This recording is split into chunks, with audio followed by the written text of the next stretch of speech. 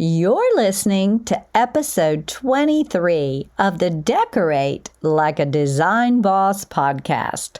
Today, I'm talking about painting your trim, and I have a few tricks up my sleeve that will help you add a little magic to this element in your home. Welcome to Decorate Like a Design Boss, a podcast for design lovers who want to create beautiful spaces in their very own homes. My name is Kimberly Grigg, and I'm a professional interior designer who teaches design lovers like yourselves how to decorate. And when I say decorate, I mean decorate like a design boss. If you're ready to create a space that your family loves and your neighbors can't stop raving about, well, buckle up, honey, because it's time to design. Hello there, design lovers. Do you struggle with certain elements in decorating your home? Perhaps you recently downsized and this space just isn't living up to the one you had previously owned. Perhaps you aren't sure that what you have created is good enough or decorated just right. You just lack confidence. Maybe you have the right furnishings, but somehow it's just not all coming together. Or are you a person who is just looking for new and unique ways to present her home to the world? If you fall into any of these categories, I can help. Did you know that we have a Designers Insiders Club? It is here that I offer over 100 hours of video training on any subject in the design world that might be stumping you. In addition, you get my course, which covers all of the fundamentals of interior design. You'll also receive discounts and access to a plethora of products that you can purchase for your home, and you get invited into our monthly Design Diva Deep Dive, which is a virtual meetup where I help you solve your own design dilemmas. All of this is normally $24.99 a month, but if you use our show note coupon, then you'll have access to my Designer Insiders Club for only $19.99 a month. This is chock full of everything design and a room full of other like-minded people who love and appreciate good design just like you do. Check it out at KimberlyGriggDesigns.com. And now, let's get on with the show. Today, we're talking about the trim and or doors and moldings in your home. First, let's talk about the trim and or the woodwork itself. First, you'll want to assess whether or not the trim goes with the type of mood you're trying to create in your space. Do you have a historical, traditional space? If so, does your trim and woodwork reflect this? Is your mood farmhouse chic? If so, is your trim appropriate? Maybe you have no trim and you're thinking of incorporating it. If so, you'll want to keep in mind the type of mood that you're trying to create and then appropriately marry the trim to this mood. If your trim doesn't match the mood of your space, now is time to call in a trim carpenter and trim expert to clean this up and marry the two. This really isn't that complicated, even though it sounds like it is, but it goes a long way in creating a cohesive look. Perhaps your trim is all stained and you're wondering if this is appropriate. I have counseled many a person who is stuck at this point. There isn't a clear-cut answer necessarily, but if you're trying to update a space, typically the answer to this dilemma is to paint it and let it go of the jarring look of a wall color, then coupled with a stained trim. This can, but not always, leave you with a bit of a dated feel. For example, if you have a rustic vibe or an industrial mood to your space, Stained trim can be very appropriate, but if your look is more refined, then stained trim can be a mood killer. If you're painting your trim, there are several things to consider to get the color right. And this is the focus of today's episode. Once you have the appropriate trim in place, then it's time to determine what to do about its coloration. I break this down into several options. Option 1, painting trim a whitish color. So this is the most common thing to do with your trim. And as a side note, this is a way to make your husband happy. Most men prefer to show off their woodwork.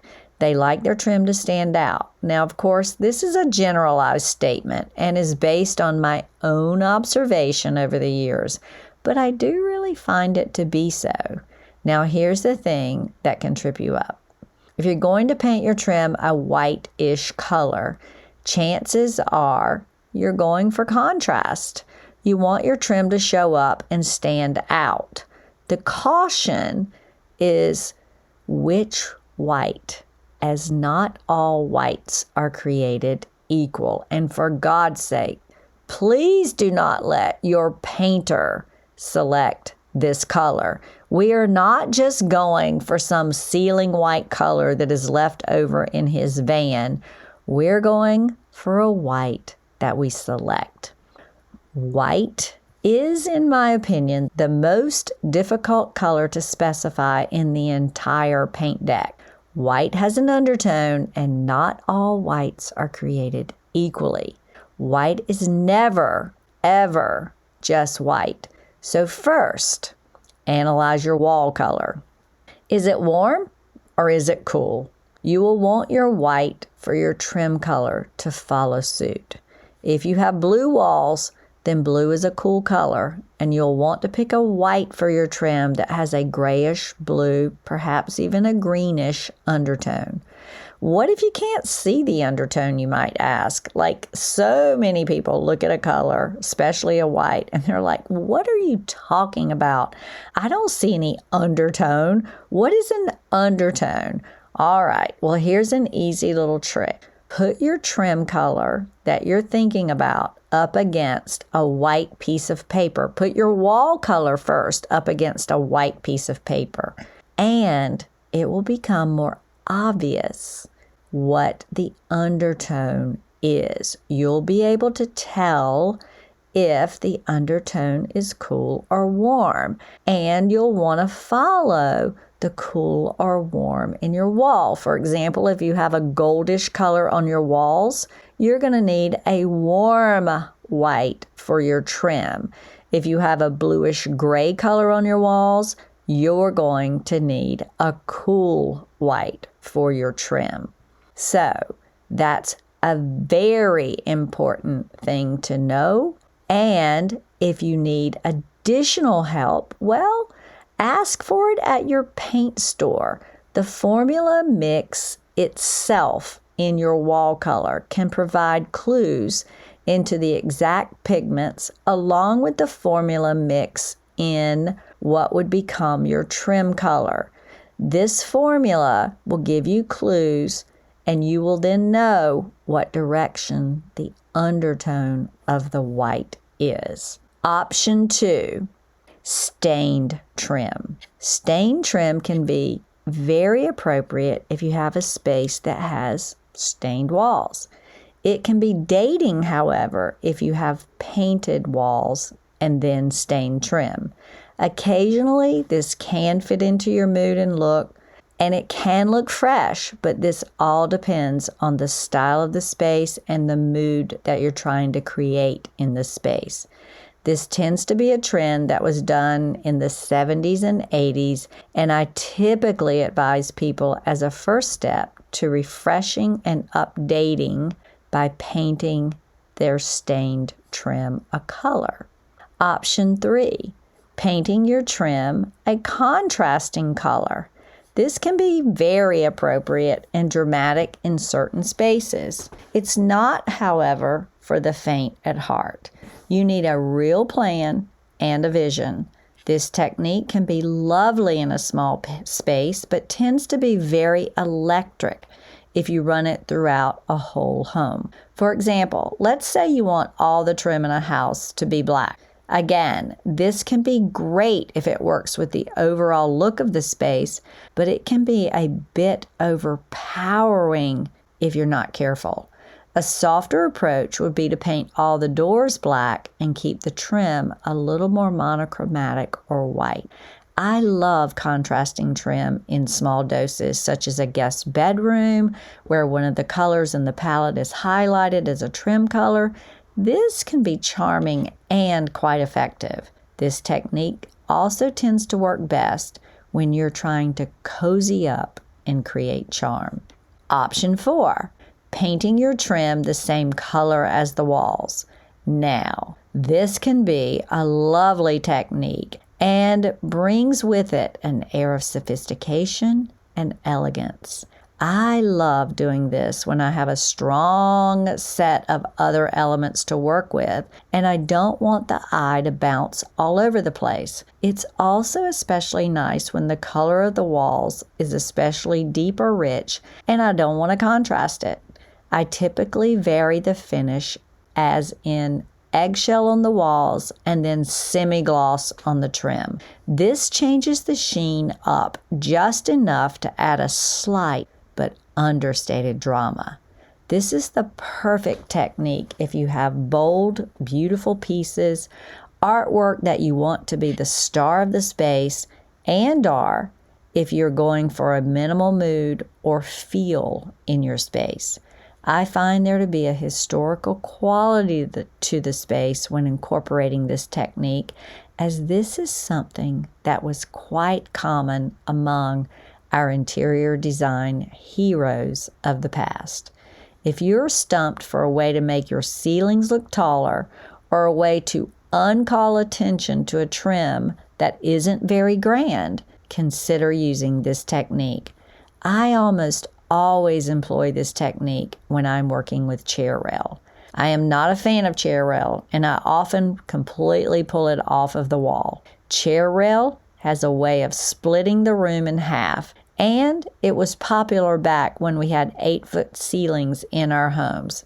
In other words, it kind of dates us. When I am forced to work with chair rail, I will paint it the same color and finish as the wall because I want it to just quite simply go away. Then I will paint the moldings and the doors and any other prominent woodwork the same color as the wall, but on these items I will change the finish to semi-gloss. Let me repeat this. If I am working with chair rail, I do not use the same finish as trim. I treat it as the wall itself. I want it to simply go away. So, there you have it, short and sweet.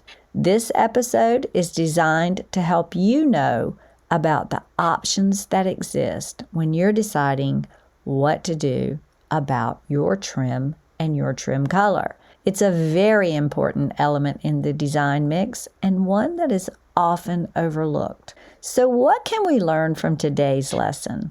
Well, trim is important and how you treat it is even more important. Make sure that your trim fits the mood and style that you're trying to invoke in your home. In addition, determine which of the 4 options you're going to employ when determining what to do about your trim color choice.